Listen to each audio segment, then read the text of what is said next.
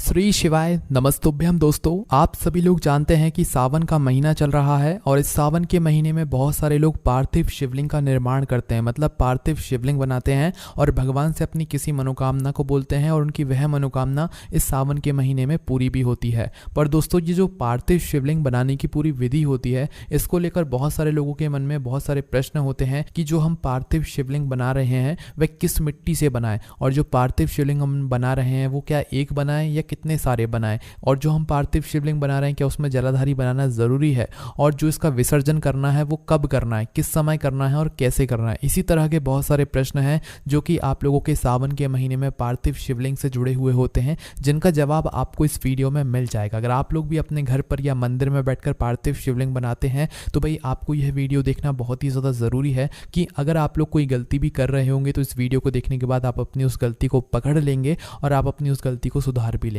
ठीक है, तो चलिए दोस्तों, सबसे पहले हम लोग जान लेते हैं कि पार्थिव शिवलिंग जो बनाते हैं उसको बनाने की सबसे पहले विधि क्या होती है। तो देखिए, पार्थिव शिवलिंग को बनाने के लिए सबसे पहली विधि होती है कि आपको पार्थिव शिवलिंग बनाने के लिए मिट्टी लानी होती है। अब जो मिट्टी आप लोग लाते हैं वह मिट्टी शुद्ध जगह से आप लोगों को लानी होती है, ऐसे कहीं से भी नहीं लानी होती है। देखिए, मिट्टी का अगर हम बात करें तो आप लोग विशेष रूप से काले कलर की जो मिट्टी होती है वो अगर पार्थिव शिवलिंग बनाने में उपयोग करेंगे तो ज़्यादा बेहतर होगा। ठीक है, तो सबसे पहला काम आपको शुद्ध जगह की शुद्ध मिट्टी आप लोगों को यहाँ पर काली मिट्टी लानी होती है पार्थिव शिवलिंग बनाने के लिए। कितनी मिट्टी लानी होती है? अब देखिए, यहाँ पर दो तरह के पार्थिव शिवलिंग होते हैं। एक तो वो शिवलिंग होता है जिसमें जलाधारी होती है, जो कि सिर्फ एक ही बनता है, और एक वो शिवलिंग होते हैं जो कि बहुत सारे होते हैं जिनमें जलाधारी नहीं होती है, वो हम मात्र शिवलिंग बनाकर लिंग का रूप दे के रखते जाते हैं। ठीक है, तो आप अपने हिसाब से जो शिवलिंग बनाना चाहते हैं उस हिसाब से उतनी मिट्टी आप लोग लेकर आ जाइएगा, है ना।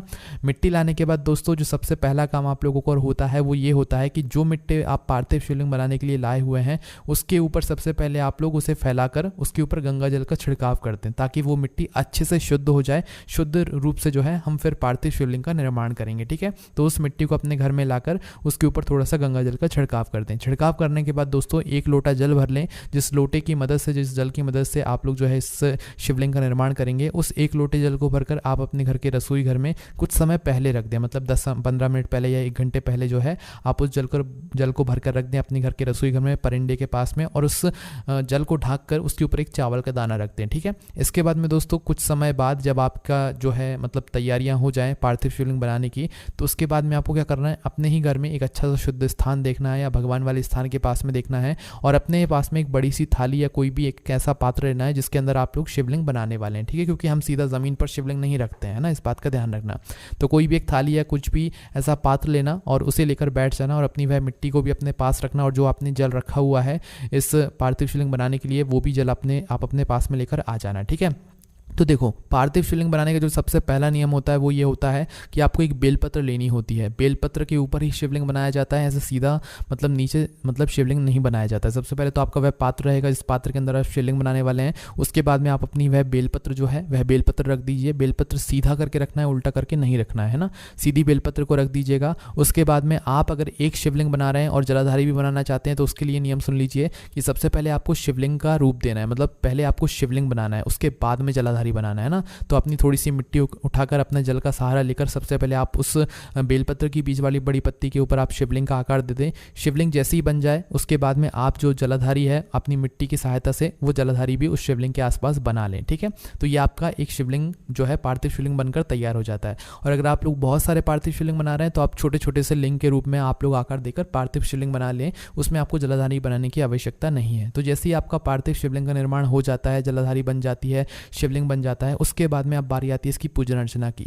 पूजन अर्चना के लिए जैसे आप शिव जी के मंदिर में जाकर पूजन अर्चना करते हैं वैसे ही आपको यहाँ पर भी करना है। ठीक है, करोगे कैसे? सबसे पहले आप इस शिवलिंग के ऊपर शुद्ध जल लाओगे, वो चढ़ाओगे। उसके बाद में जो आपकी पूजन सामग्री है, पंचामृत होता है, वो चढ़ाओगे। फिर वापस से जल चढ़ाओगे। फिर वापस से जल चढ़ाने के बाद बेलपत्र, फूल, अबीर, गुलाल, चंदन वगैरह जितनी चीज़ें होती हैं उन सारी चीज़ों से भगवान शिव जी की पूजन अर्चना करोगे। जैसे ये सारी चीज़ें होती हैं उसके बाद में भगवान शिव जी की आरती के लिए एक शुद्ध देसी गाय का घी का गुल बत्ती का दीपक जलाकर आप लोग उस दीपक से इस पार्थिव शिवलिंग की आरती करोगे। ठीक है, आरती जैसी हो जाती है उस दीपक को वहीं पर आप लोग रख देना। ठीक है, और उसके बाद में भगवान के सामने 2 मिनट भगवान के किसी भी एक मंत्र का जाप कर लेना, श्री शिवाय नमस्तुभ्यम या ओम नमः शिवाय या भगवान शिव जी के किसी भी एक मंत्र का आप लोग जाप कर लेना कुछ समय तक के लिए, है ना। जाप आपका जैसे ही हो जाता है उसके बाद में आप अपने बाकी काम यहाँ पर कर लीजिएगा, है ना। तो यहाँ पर सुबह सिर्फ इतना ही काम होता है आपका पार्थिव शिवलिंग का निर्माण करके उसकी पूजन अर्चना करने का।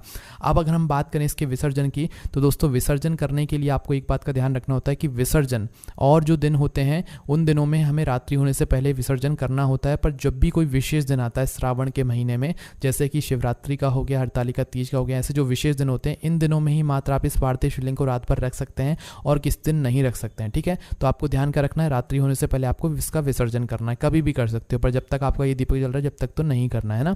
तो जैसे ही रात्रि से पहले जब भी आपका मन करे जब आपको इसका विसर्जन करना है, और विसर्जन कहाँ जाकर करोगे, किसी भी बहते हुए जल में, पवित्र नदी में या तालाब या सरोवर में। ठीक है, वहाँ पर जाकर आप इसका विसर्जन कर सकते हो। और आप बाहर नहीं जाना चाहते, अपने ही घर में करना चाहते हो, तो घर में किसी भी वृक्ष के नीचे जाकर भी आप लोग इसका विसर्जन कर सकते हो।